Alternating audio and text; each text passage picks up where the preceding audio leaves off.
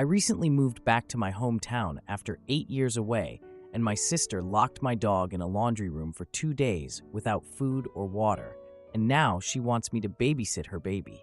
For context, I'm a veterinary technician and moved back about 6 months ago to be closer to family.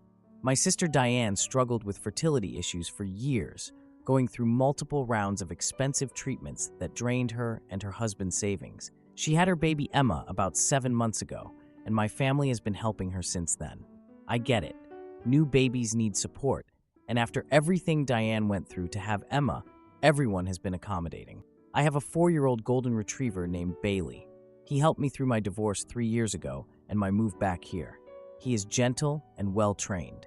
3 weeks ago, Diane called asking if she could stay at my place for the weekend while her husband was traveling for business.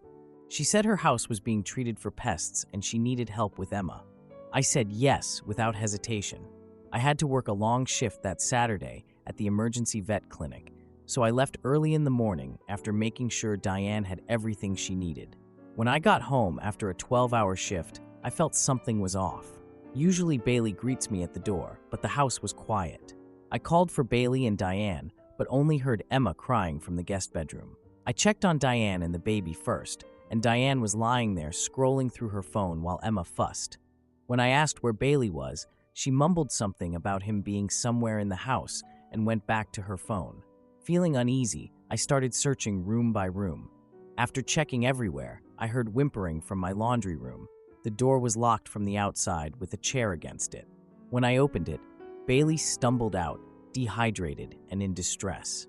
Bailey had scratched at the door and walls, there was no water bowl, and he had urinated in the corner. I filled a bowl with water and he drank it.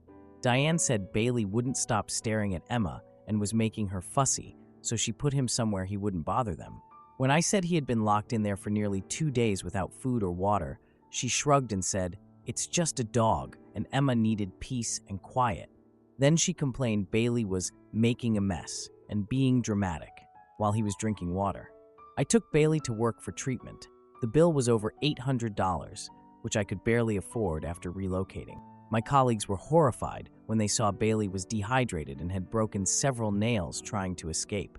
I didn't tell my family about the cost because I didn't want to hear, "It's just a dog" again.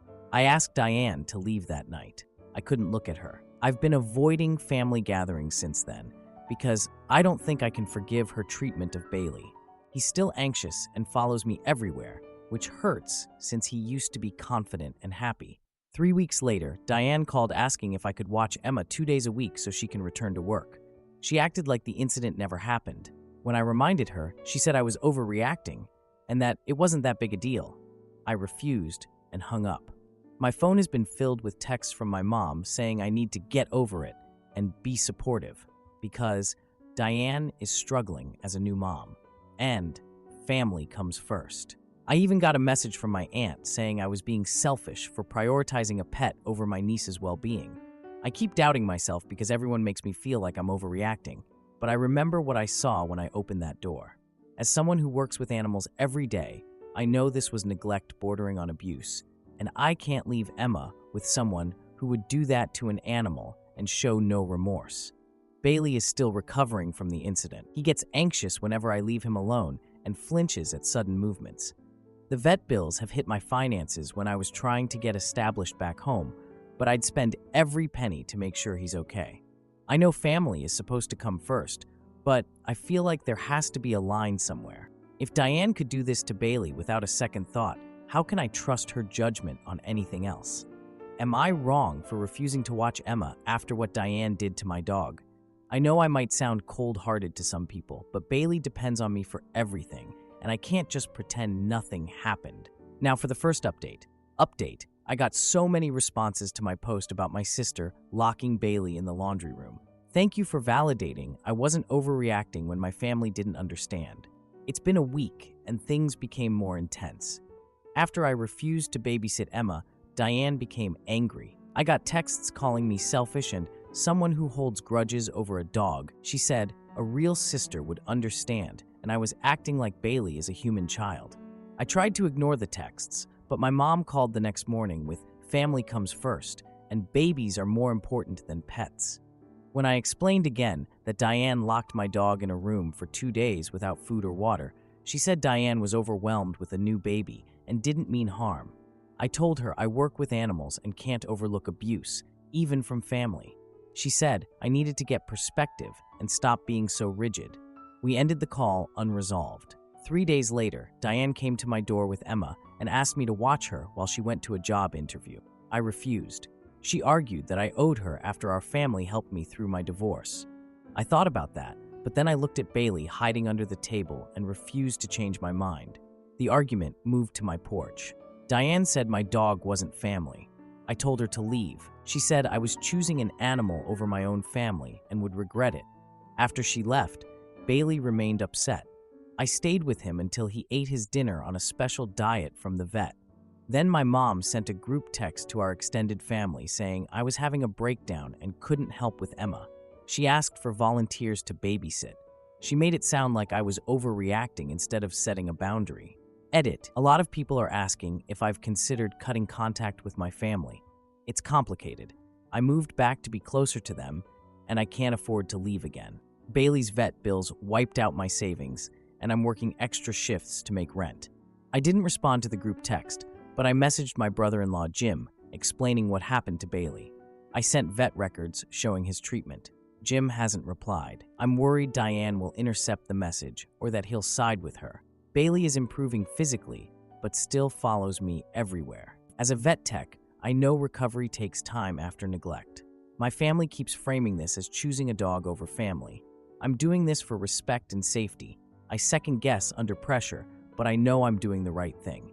I never thought I'd be here asking for family advice, but your first comments gave me strength. I'm not sure what's next, but Bailey and I will get through this in the coming days. Now for the second update. Update 2. It's been about 2 weeks since my last post about Diane and Bailey. Thanks everyone for the support on my original post and first update. Reading your comments helped. In my last post, I mentioned I'd sent a message to Jim with Bailey's vet records and an explanation of what happened. He responded the next day, and his response gave me some hope. He was shocked that Bailey had been locked up without food or water and apologized for what Diane had done. He wrote that he had no idea it was that serious, and that he was so sorry Bailey went through that. I thought I might have an ally in this family drama. Well, that hope lasted about 48 hours. My grandfather came to town, so Mom organized a family dinner. I almost didn't go. Bailey still gets anxious when I leave him alone, but I wanted to see him.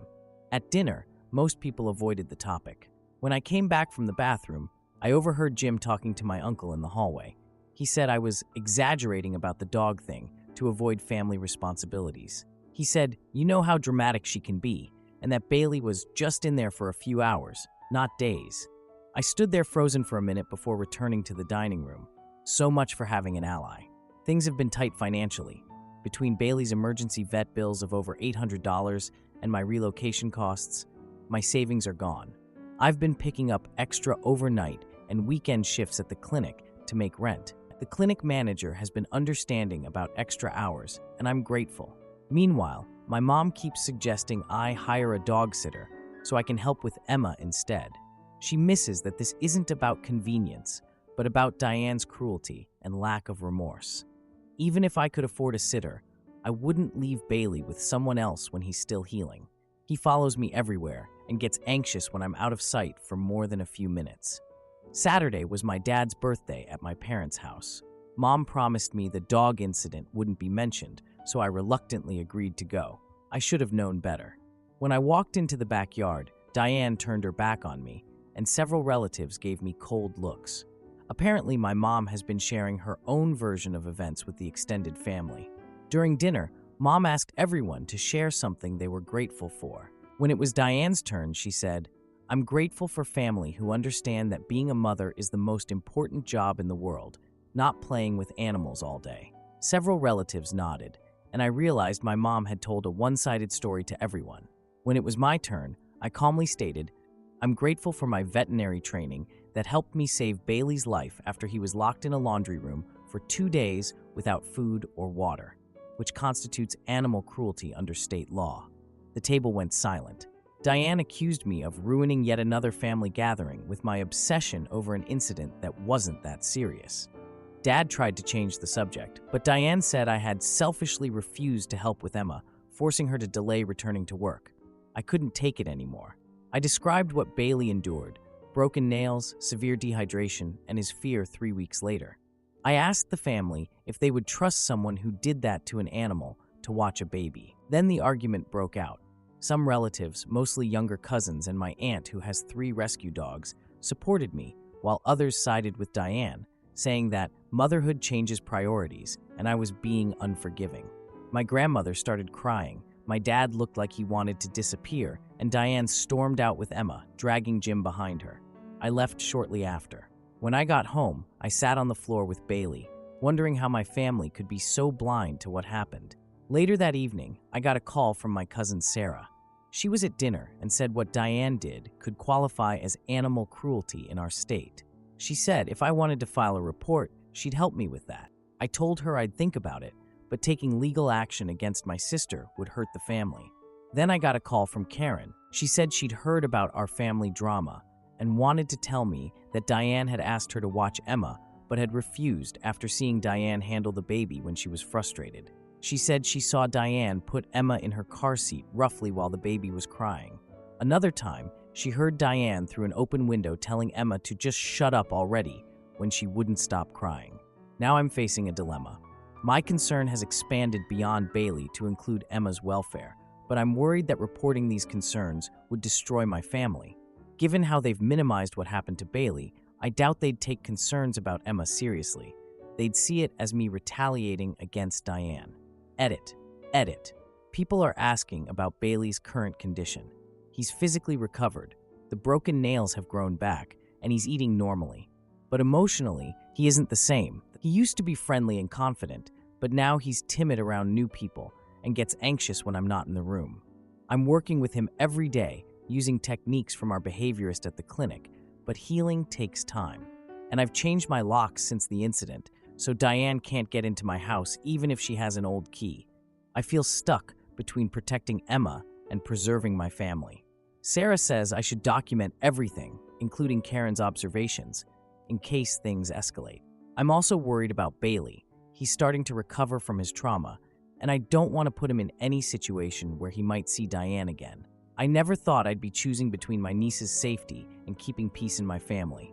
I'm still struggling financially from Bailey's vet bills, so moving away isn't an option. Thank you all for your advice and support so far. It validates that I'm not being unreasonable. Now for the final update. The sister, the dog, and the baby. Hey everyone, I wanted to come back and share how things with my sister and Bailey finally played out. Your advice and support got me through these past few weeks. It's been about 3 weeks since my last update, where I described that family dinner and the calls from my cousin Sarah and Diane's neighbor Karen. After that post, I started documenting everything and consulted with Sarah about my options. I was torn between protecting my niece and potentially destroying family relationships. For almost 2 weeks, my mom called daily with the same script: guilt, demands for an apology to Diane, and reminders that family comes first. I kept screening her calls, only answering when I had the energy. She claimed Diane was desperately struggling to find childcare, and that I was personally responsible for her employment difficulties. The financial situation on my end was getting dire. I had to ask my clinic manager for an advance on my paycheck just to make rent after Bailey's vet bills wiped me out. I started eating ramen most nights and canceled my streaming subscriptions. Still, I refused to tell my family about my money troubles. They'd just use it as leverage to push me into babysitting. 4 days ago, I got a text from Jim asking if we could meet privately to discuss a solution that works for everyone. After some back and forth, we agreed to meet at a coffee shop near my apartment. I was suspicious, but thought maybe he was finally ready to talk without Diane's dramatics. You can probably guess where this is heading. I walked into the coffee shop and spotted Jim sitting with Diane and my mother at a corner table. I almost walked right back out, but Jim saw me and paused. He explained he'd told them about the meeting because he believed we needed to discuss this as a family. I sat down, ordered coffee, and prepared myself, Diane delivered a rehearsed speech about family obligations and how my vindictiveness was harming Emma's future. My mom nodded along. I'd come prepared. I placed a folder on the table containing Bailey's vet records, the 800-plus invoice, and printed screenshots of our state's animal cruelty laws that Sarah had highlighted for me. I've been advised that what you did constitutes criminal animal cruelty, I said. I haven't filed a report out of concern for Emma, but I want you to understand how serious this is. Diane fell silent. My mother said I couldn't be threatening my own sister with legal action over a dog. I cut her off and revealed Karen's concerns about Diane's handling of Emma. That's when Jim, who had been mostly quiet, started speaking. He admitted he'd noticed Diane's reactions to stress and had suggested therapy, which she'd refused. My mom realized Jim wasn't automatically backing Diane. Diane did not take this well. She burst into tears and accused everyone of conspiring against her. Then she grabbed her purse and stormed out, nearly knocking over a barista. In the silence that followed, Jim said he'd been worried about Diane's adjustment to motherhood for months. Emma's pediatrician had suggested screening for postpartum depression, which Diane had also rejected. My mom was silent. We talked for almost 2 hours. By the end, we reached an understanding. I wouldn't file an animal cruelty report if Diane agreed to seek professional help, and Jim promised to find childcare that didn't involve me. My mom listened and seemed to grasp the severity of the situation. The next morning, Jim called to tell me Diane had agreed to see a therapist. He'd given her an ultimatum after our meeting: get help or he would take Emma to his parents until she did. He'd never stood up to her like that before. 2 days later, my mother showed up at my door with a check, reimbursement for Bailey's vet bills. She apologized for not believing me and admitted she'd been enabling Diane's behavior for years. We had a long talk while Bailey accepted pets from her. Yesterday, I met with Diane at a neutral location. She acknowledged that she shouldn't have put him in there for so long and admitted she's been struggling more than she let on. She's had 3 therapy sessions and has been prescribed medication for PPD. She thanked me for making this happen because she's starting to feel more like herself. As for Bailey, he's doing much better physically. He's recovering mentally and still follows me from room to room. A trainer friend from the clinic has been helping us with confidence-building exercises. My financial situation is looking up too. The clinic manager offered me a promotion to lead technician with a $3 hour raise. I can start rebuilding my savings and buy groceries again. I'm not babysitting Emma, but I agreed to occasional family dinners where I can see her. Jim has hired a part-time nanny, and his mother is helping 2 days a week. Diane plans to return to work next month once her medication stabilizes. The family is still somewhat fractured. Some relatives are still on Diane's side, but others have reached out to check on me and Bailey. My cousin Sarah says this was the healthiest outcome, addressing issues directly. Edit: some people asked about my living situation. I'm staying in the same apartment for now, but with my raise, I'm looking at places with a small yard for Bailey. I changed all my locks right after the incident, and I have a security camera now. No one gets a key except me. I want to thank everyone in this community for your support. Your advice helped me stand my ground when I felt like I was going crazy. I've learned about setting boundaries and the importance of documentation.